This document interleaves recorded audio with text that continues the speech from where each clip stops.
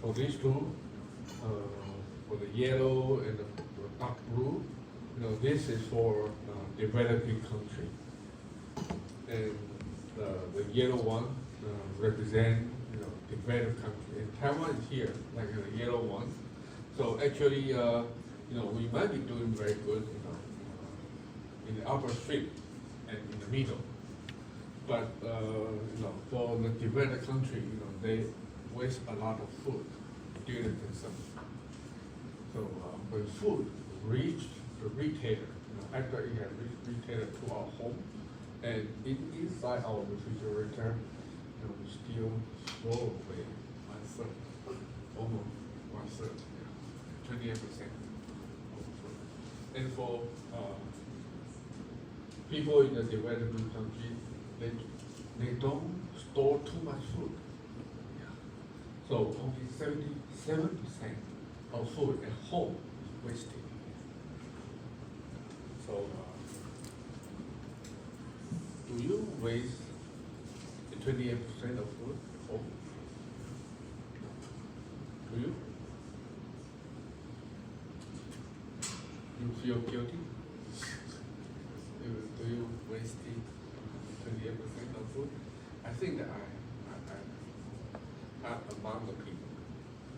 For 1/3, a lot of food purchased, and we forgot we put it in the refrigerator, and after a while we found it had been rotten, so we had to throw it away.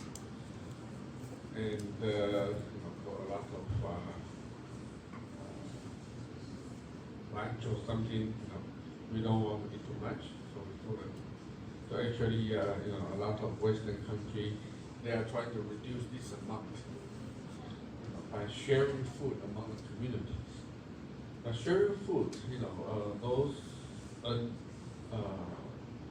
unexpired food, among the communities. In Taiwan,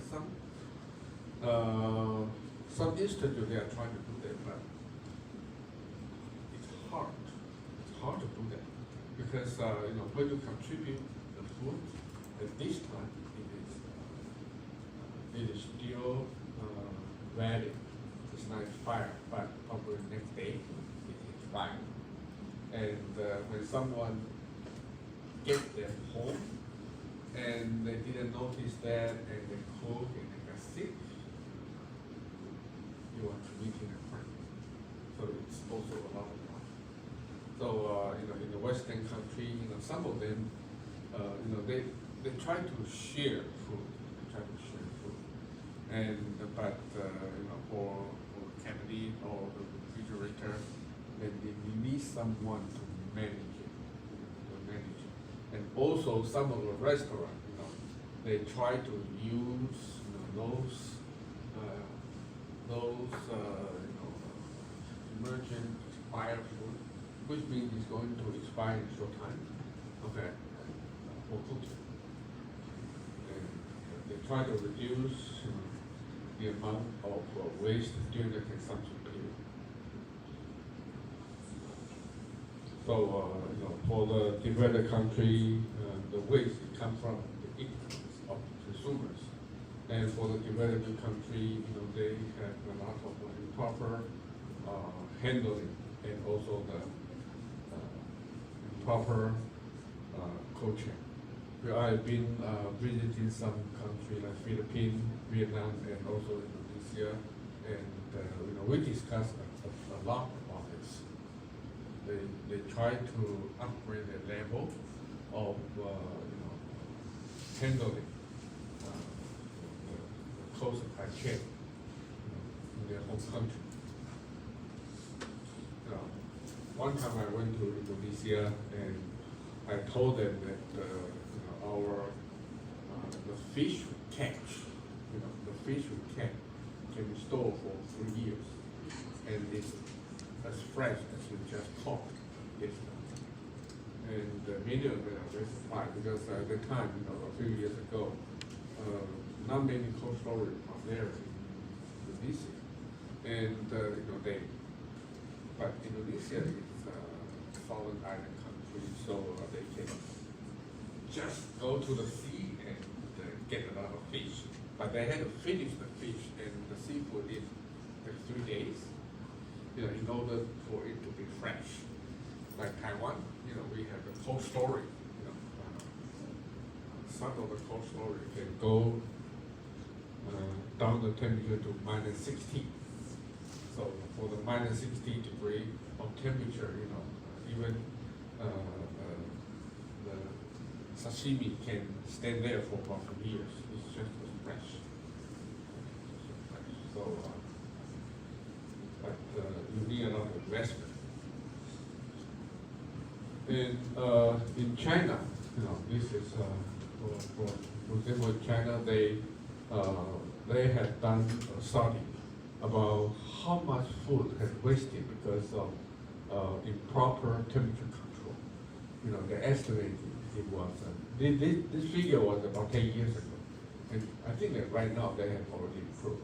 And because of improper temperature control, they lost about 100 billion RMB of food, and it's hard to imagine how much it is, but actually it can feed 200 million people.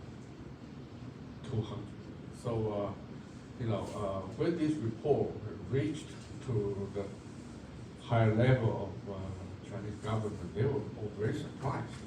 So they initiated a 15 years of project in order to improve, their cold supply chain level, service level in the major metropolitan areas. 所以这个是中国在过去，发现温度没控好，会浪费2亿人可以吃的食物。对 ，it's a national security problem for China. Because if you read Chinese history, when there's a drought or a flood, it created a lot of food shortage. There's going to arrive a revolution. So it's going to turn down a dynasty. 所以在中国历史就是过去就是饥饿就会改朝换代，所以中国重视这个，所以这几年改善很多。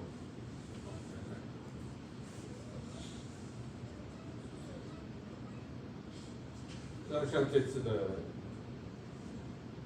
什么宝林那个也是温度温控，就是食品安全、温度温控，就产生很多区。The global economy is transforming into sustainability, and the challenge is even more serious than before. So we have a lot of problems. All these are the problem we are facing, and for this problem,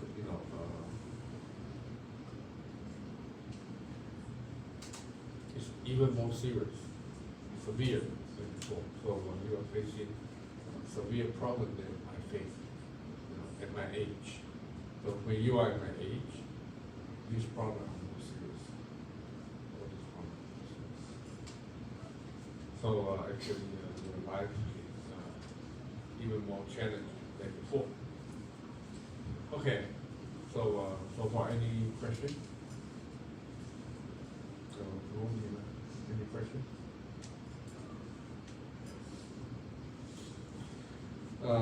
Okay, so next topic is about RE100. RE means renewable energy. So this is the renewable energy 100%. It's an initiative, and I think that even from today, I'm also quite surprised that they really did it. They really did it. Actually, it's a small community, a tiny group of UK.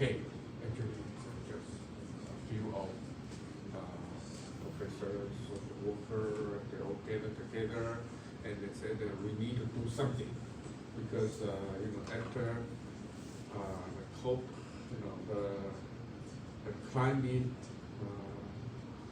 summit in Paris, a lot of people are quite unsatisfied with what government can do.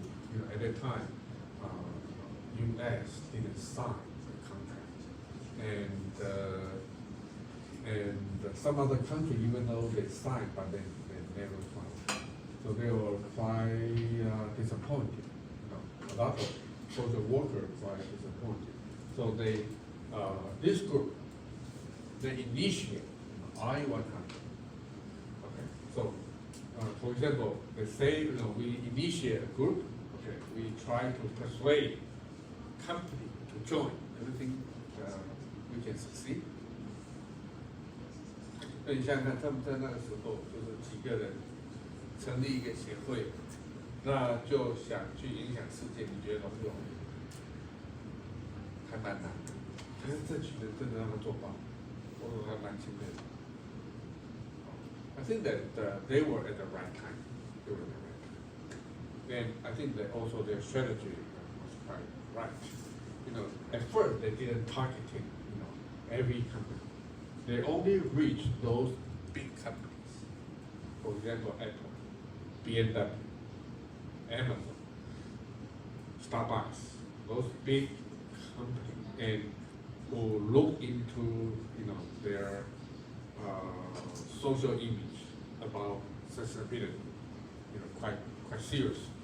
So, they asked those big companies to join, okay, and to follow their claim that in 30 years, like in 10 years later, or 20 years later, or 30 years later, well, you claim yourself that you want to reach 100% of renewable electricity. So this is just an idea. Probably, some professor and some social worker and some student, they gather together, say that we need to save the world. So they say, how about we initiate some organization? We try to persuade those companies and ask them to form.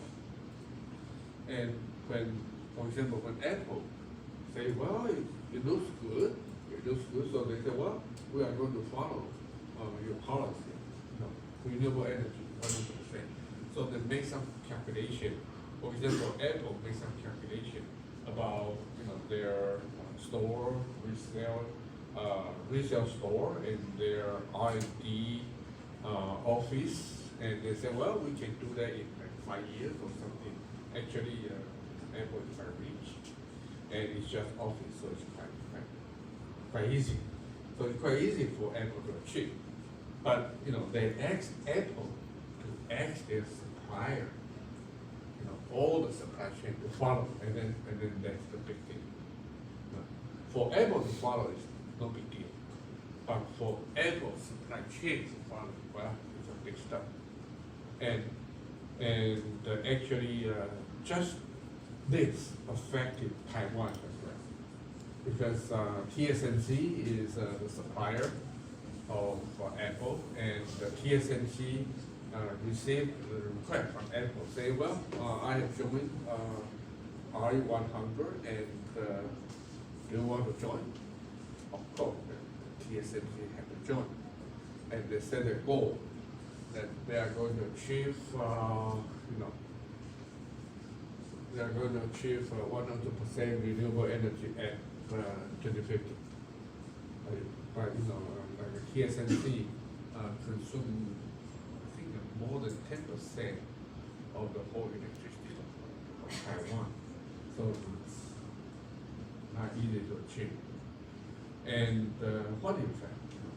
TSMC say, well, and then in the following like 20 or 30 years, renewable energy is the policy. So they try to buy all the renewable energy in Taiwan. And then a lot of renewable energy company, they say, well, there's a buyer there. Otherwise, what they produce would be too expensive for normal consumers.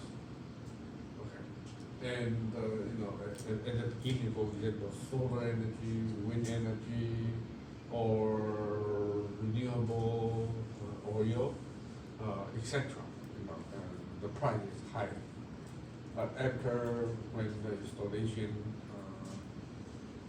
installation amount is larger, the price will drop. But who is going to pay the initial stage of high price?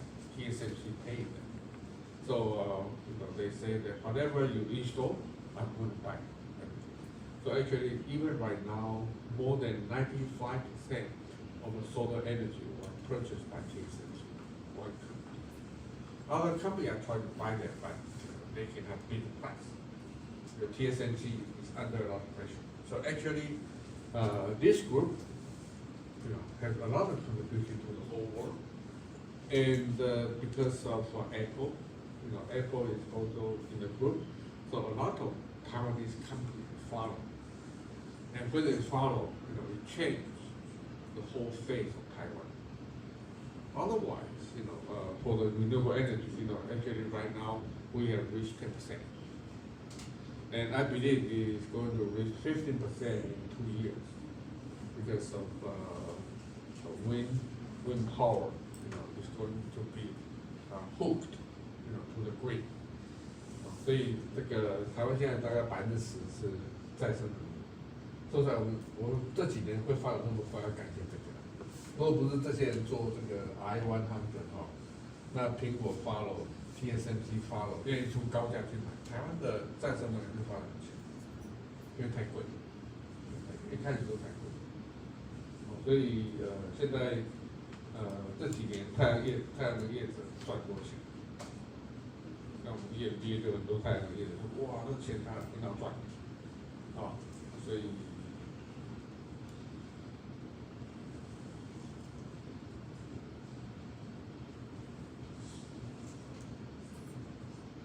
So up to 2021 October, like Apple, BMW, Coca-Cola, HM, Kia, Starbucks, Nike, they all are members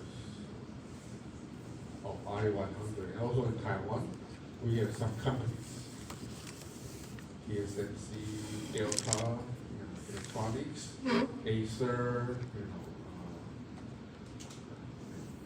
a lot of companies, and Delta is a very special company today because they are, their main business is transforming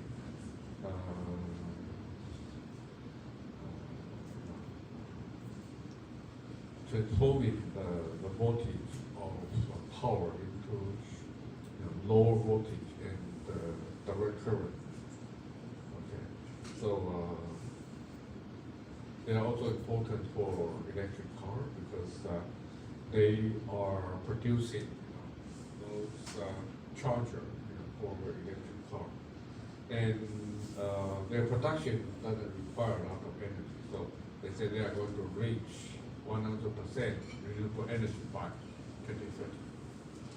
So when I visited Vietnam, to my surprise, they have a lot of renewable energy. And they are trying to increase the percentage of renewable energy because actually the industry needs it. So when a company wants to invest in certain country, they will ask the government if you have a project for the renewable energy. If you do not have anything, then they might not invest in the country. So I think that Vietnam. When I went there, I saw a lot of wind power and the solar panel. And actually, because right now a lot of manufacturers have moved to Vietnam, and they need renewable energy in order to get a certificate to sell, to export to other countries. And also TSMC, they are going to reach 100% renewable energy by 2050. So, I100 is quite a very special initiative. So, renewable energy. So you have to know. This has been in the exam as well, like wind power, solar power, hydraulic power, thermal power, biomass power. Biomass is like something from the wasted, like for example, the wasted oil, from the kitchen, okay, or from other production, we have wasted oil. It cannot be used by human, but we can use them to generate electricity. So they need some process. So it's called biomass power. And you can either buy or generate electricity power by yourself. And but no matter how the renewable energy generated by yourself or by others, you have to get this certificate, renewable electricity certificate, REC. So every renewable energy company, for each power they generate, they need to apply to this organization, in order to get a certificate. So I say, well, I generate 10 million kilowatts of power of electricity by solar power panel or by wind power, and this certificate can be sold to other companies. So for renewable energy company, they have two sources of income. One is the electricity they generate. It can be sold, to the local power plant, consumer community. And the other is the certificate. The certificate can be sold independently. So, for example, at the beginning, when Taiwan cannot produce enough renewable energy, and even right now we do not have enough. We only have 10%, but I think that we need about 30%. So it's far behind the need. And in order to solve the problem, they get a lot of REC from other countries. Okay, the REC, the renewable energy certificate, might be generated from like Africa, okay, or from some other country. I'm not sure where. Probably from Indonesia, from India, where you have good sun, good sunshine, or you have a lot of wind power, and so when you get a certificate, you can also waive. Be regarded as your renewable energy percentage.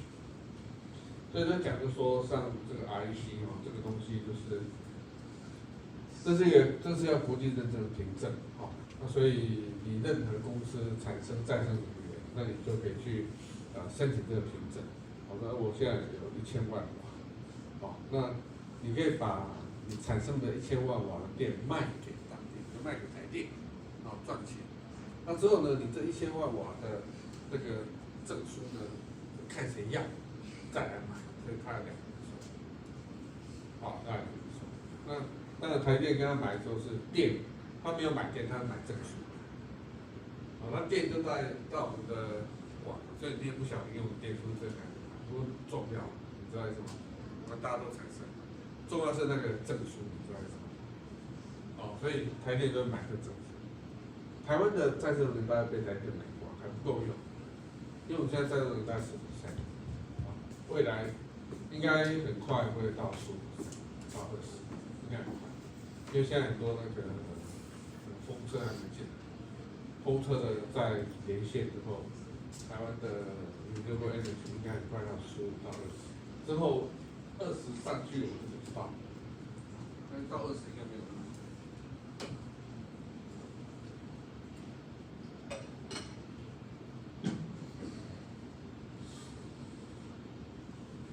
So actually, for the renewable energy, with REC, there's they call it unbundled energy attribute certificate (EAC). Actually, this is a renewable energy certificate that's unbundled with your usage. 所以，比如说台积电买的是北非发的证书，那我在这边用，那跟台湾一点关系都没有关系。你只要在世界的某个角落有贡献就可以。好，这叫 unbundle， 好，没有连接在一起，分离的。OK， so this is what we call unbundle. So it doesn't have to be local.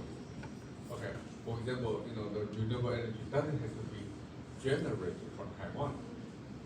For Chinese company to use, it can be generated everywhere. And the meaning for that is, renewable energy is more costly than traditional energy at the beginning. Right now, I think it's quite competitive.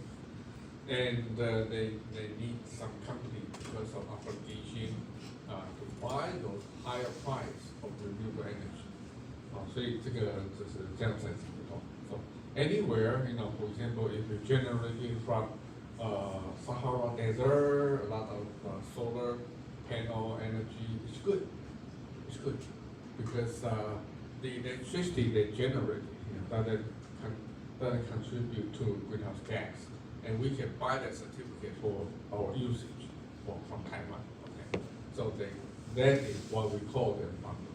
And at the beginning, it's acceptable, but gradually, the I-100 Institute they ask you to either do the contract with supplier, 所以你可以跟这个合约去买，比如说你跟台电买。Or you use the power purchase agreement with some local smaller company. Okay, they call it PPAs. 所以就是有些小型，就是也不是小型，就是你 local 自己发电。So the PPA and also the supplier, they are the local renewable energy supplier, but the bundle is from outside of the country. And I-100 encourage business to generate their own electricity or to sign long-term PPAs for 10 renewable energy into grid 到那个电网里面，to have a high impact. 所以这个是what I-100 is doing. And this is the distribution of the current renewable energy sources of the I-100 members, and mostly they use the bundle AC, and then the PPA and the grid tariff. Grid tariff like Thai Power， 所以像这个台湾台电就是属于这类，PPA 就是像我们的小型业主做太阳能的，像台湾有电业分家，你知道吗？电业三法，你们有听过吗？那都通过说你们还是小学生吧？所以像以前台湾只有台电在发电，那后来呢，电业三法就改，发电任何人都可以发电，但是传输只有台电，所以电网架这电网是公家的，但是产生电，每个人都可以产生。台电、中油、台塑，或者是你成立一个气电共生，成立一个太阳能，因为你都要接到电网，就叫 grid， 他们叫 grid， 所以任何人都会产生，卖电给台电，台电给你买，照那个表来算，要有一定的公定价格，所以这个叫做电业三法。所以the sources of electricity become multiple, free market. Okay, but the distribution of electricity is still under the control of the government. 所以台湾目前是这样，算是一个自由市场。所以像这些都可以做，这些你都可以做。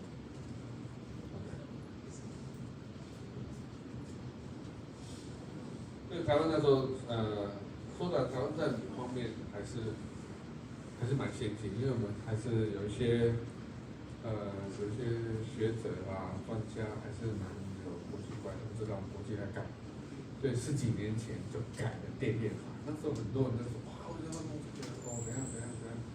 后来呢，现在你才回头看，那时候政策真的还蛮对的。这些人都知道，都说不修改，这个怎么就死掉啊？因为你不能产生电了，你不能发电，那是违法的。早期认为，那这些上网都可以，你也成立一个公司去发电，卖给台电，甚至家里都可以。在你家里发的电，你送他回去。你家里弄个太阳能板，或弄一个风力发电，一般来讲都是接到电网卖给台电，那你再从台电接电来用，一般都是这样子。那你说我发一发之后再出这钱也可以，你把它存起来用也可以，他还希望你这样用，只是比较贵，比较贵，那你卖给台电，到一个大铺嘛，都需要的时候把它。那台电当然希望你本身，如果家庭拥有一个小型的，遇到尖峰，它比较，你可以帮他share一些东西。